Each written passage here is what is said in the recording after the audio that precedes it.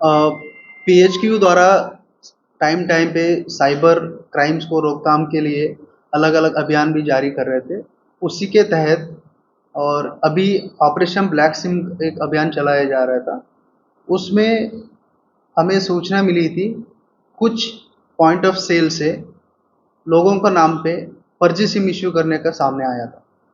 उसका हमने सूचना डेवलप करते हुए हमारा साइबर सेल ने पूरा जो जो अपने पास सूचना था, टेक्निकल इन्फॉर्मेशन था, उनको एनालिसिस करके हमने एक गैंग पकड़ी है। 10 लोगों का एक जो गैंग है, तो एक कस्टमर पॉइंट ऑफ सेल से जाएगा, उसका नाम पे एक सिम उसके लिए देंगे और दूसरा सिम फर्जी तरीके से उसको बिना जानकारी उसको सिम और एक इश्यू करके वहाँ से अलग अलग जगह पे बेचते थे और उस सिम को गलत गतिविधियों में यूज़ करने के सामने आया हुआ था। और इसमें अभी तक हमारा पास ये सूचना है, 50,000 का ऊपर सिम इन्होंने इश्यू किया है। और हमारा साइबर टीम लास्ट 3 मंथ से 18-18 घंटे काम करके इसको पूरा डेवलप करके लिखा है। और इसमें करोड़ों का हिसाब किताब भी हमारे पास बैंक स्टेटमेंट जो है वो भी मिला हुआ है। सर, क्योंकि ये जो आंकड़ा आपने बताया ये बागपत जिले का है और कहाँ का है, जिले में इसको मुझे 50,000 आपने बताया, खाली बागपत जिले से इश्यू हुई है या अलग जिलों से? बालोतरा जिले कम से कम 15,000 का सिम का सूचना आई है और अन्य डिस्ट्रिक्ट से भी अपना अपना पास सूचना है। और अब और टेक्निकल जांच जारी है।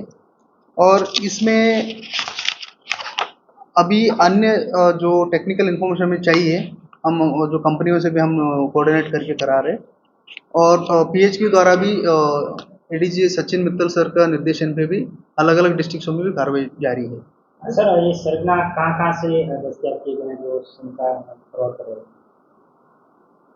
इसमें सिम का जो यूज़ इस तो साइबर क्राइम में भी यूज़ किया जा रहा है, एनडीपीएस का, ड्रग्स का और शराब का तस्करी में भी यूज़ किया जा रहा है। ये हमारे पास कुछ तथ्य सामने आएंगे। सर, पुलिस के लिए किस तरीके से ये चैलेंज रहा है? हमारा रेगुलर पुलिसिंग जो होती है उसके साथ साथ हमारा टेक्निकल जो टीम है, मोहनलाल और गोमाराम का जो टीम है, इन्होंने बहुत मेहनत करके और ये बैकग्राउंड वर्क किया है।